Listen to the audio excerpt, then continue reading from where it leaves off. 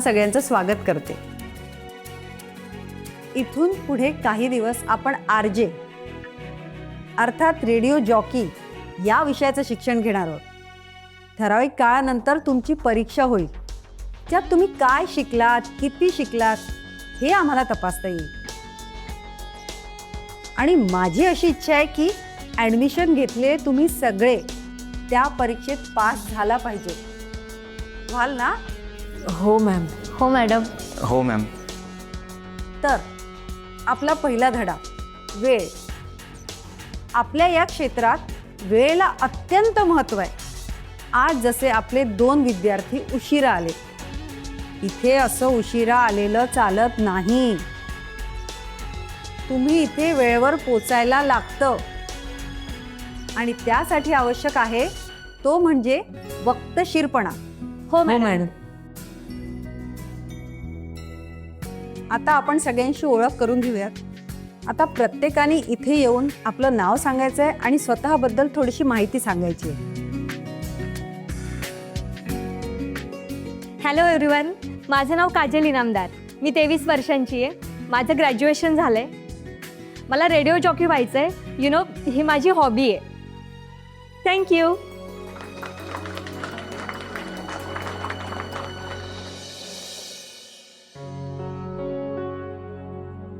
Hello, मी साहिल जाधव। माझं वय 24 आहे। मी स्टुडंट आहे। रेडिओ जॉकीची मला आवड होती म्हणून मी इथे ॲडमिशन घेतलं आणि पुढे यातच करिअर करायचं आहे।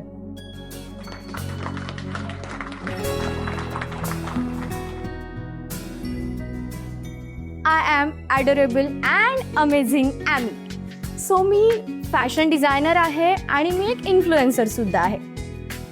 आणि जेव्हा मी पोस्ट करते ना, तेव्हा माझे फॉलोअर्स मला कायम म्हणत असतात की मॅम तुम्ही खूप गोड आहात, तुमचा आवाज पण खूप गोड आहे।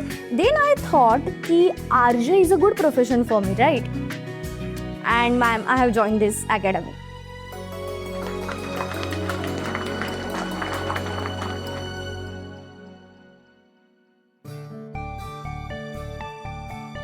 हॅलो, मी पहिल्याच दिवशी उशिरा आलेला मुलगा।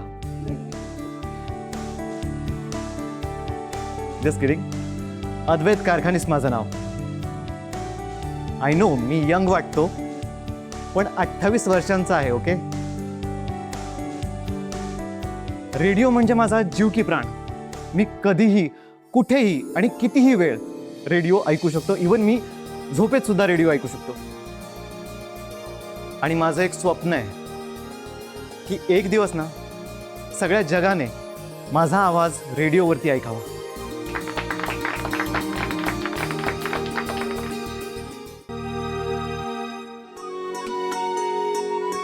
हॅलो, मी सोहा।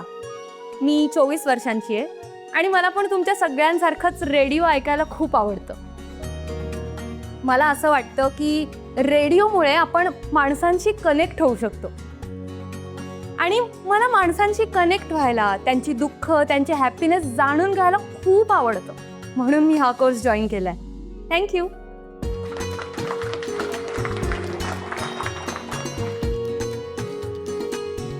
अनुप्रिया, आता तू सांग। Me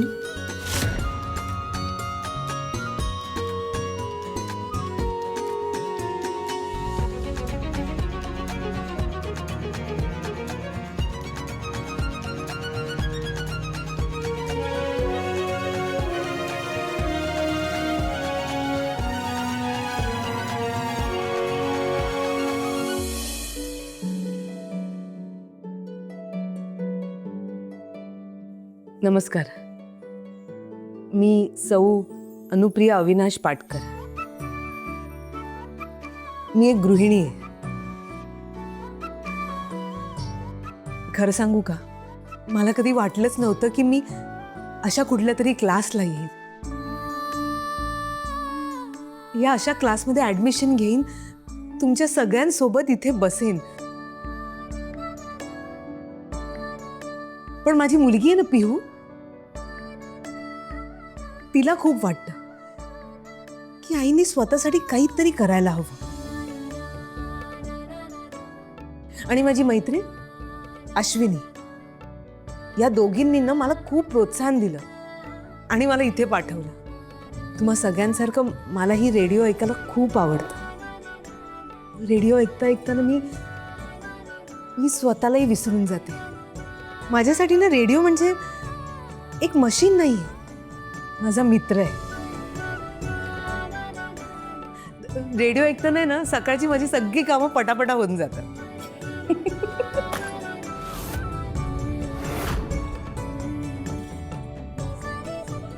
keep silence. हां, कंटिन्यू.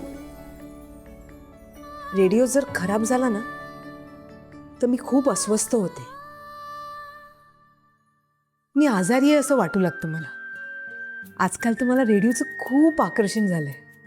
माहित नाही का, पण ती आरजे मधुश्री आहे ना, ती मला खूप आवडते. मला ना आरजे मधुश्री सारखं बोलायचंय. माझी मुलगी म्हणते की आई तू तिच्यासारखंच बोलते. मला असं नाही वाटत. माहित नाही मी तिच्यासारखं कधी बोलू शकेन की नाही.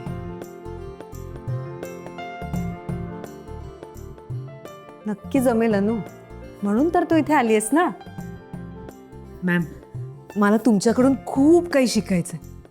मला ना त्या आरजे मधुश्री सारखं बोलायचंय. नक्की बोलशील. तुम्ही सगळे आरजे होऊ शकता, म्हणूनच तर तुम्ही सगळे इथे जमले आहात ना. चला तर मग क्लासला सुरुवात करायची. हो हो हो, थँक्यू. ग्रेट. तर आता तुम्हाला सगळ्यांना मी एक एक्सरसाइज देणार आहे. तुम्हा सगळ्यांना कुठल्याही एका विषयावर एक पॅराग्राफ बोलून दाखवायचं आहे. जमेल तसं बोला, पण बोलायचं आहे कंपल्सरी. जे सुचेल ते. ओके.